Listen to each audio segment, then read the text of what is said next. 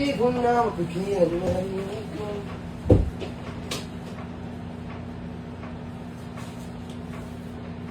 Comment to. Wala nga bumili ako ng pagkain Ano?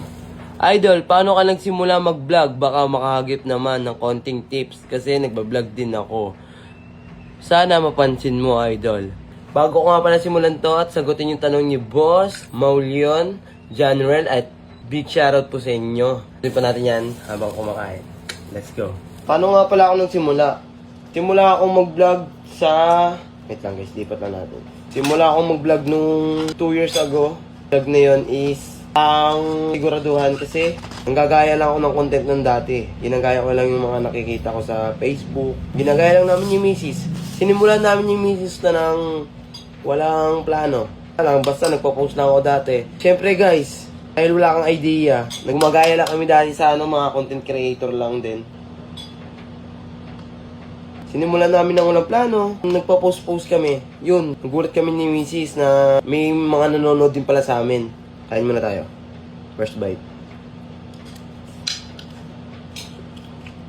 Ganda rin pala ako nagko-content. 2 years na rin.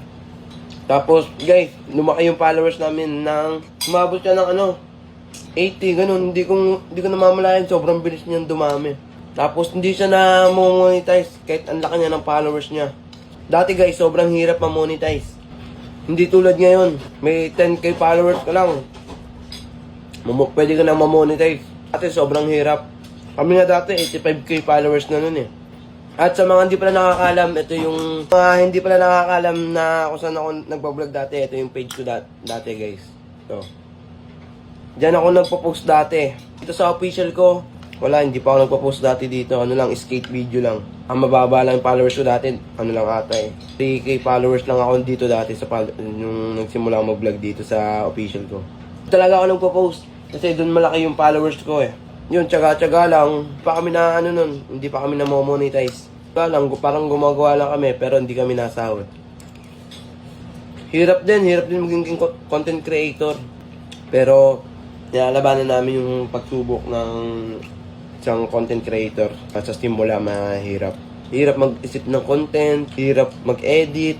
Yun, nilabanan namin lahat yun para kumita ng pera dito sa Facebook. Hanggang sa na-monetize nga yung asong kapera kami kahit kapapano, kahit pa isang libo nung dati. Hanggang sa suspended siya na ito. Wala namang na-restrict, ka-issue siya, tapos na-hold niya yung sahod. Wala, notice kami, kundi nalungkot, ganun. Ito guys, kasabihin nyo, nagloloko ako, ito. Yan guys, yung issue niya. Bali, 10k din yung na-hold. Tapos ngayon, hindi ko na siya napopost. Kaya, ang ginawa namin ni Mrs. Itong official ko yung ginawa kong pang-vlog. Yung sa, yun, ang bilis niyang umakit ng followers dito. Nagtyaga ako. Ang dami kong pinagagawang kalokohan na kahit hindi dito nag-trading, kaya diretso lang. Hindi ko sinukuhan yung pagsubok na yung meta. Kasi nga dito sa mundo, ang sumuko, siya yung talo. Taon-taon kong pagbablog, siguro, 6 months pa lang ako nasahod, o kaya 6 months. Tingnan mo? Ako nag-vlog pero ganun pa lang yung sinahod ko. Tapos, may hold pang sahod. Doon ako nalulungkot guys. That time, hindi ko alam gagawin ko. Hindi ko alam yung saan ako kukuha ng pera kasi yung oras na yun, magka-live-in na kami niyan. Parang mga anak siya yun that time. Hindi ko alam kung saan. May ipon naman kami pero yung 10k na yun, napalaking bagay na yun. Para may rounds ng nagastusin. Tulong naman ng magulang niya, nakasalo kami ng PhilHealth.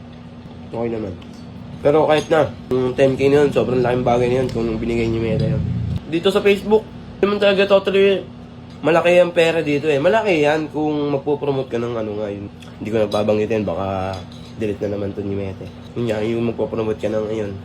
Tapos yung masipag ka magawa ng video, consistent yung million views mo, doon talaga kikita ng malaki.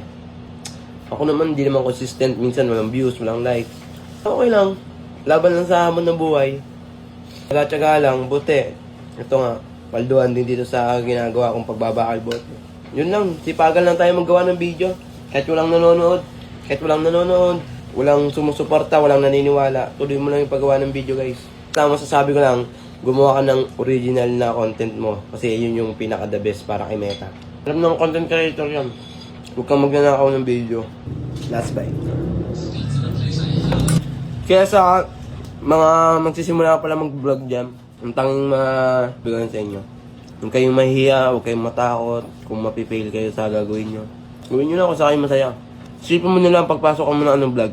Hindi para sumikat, para may pakita mo kung sino ka. Yun ang matasabi ko sa inyo guys. Do it ka lang ng do it. Huwag kang think negative. Think positive lang lagi guys. Kasi hindi natin hawak ang panahon. Sabihin nila, sala sa init, sala sa lamig.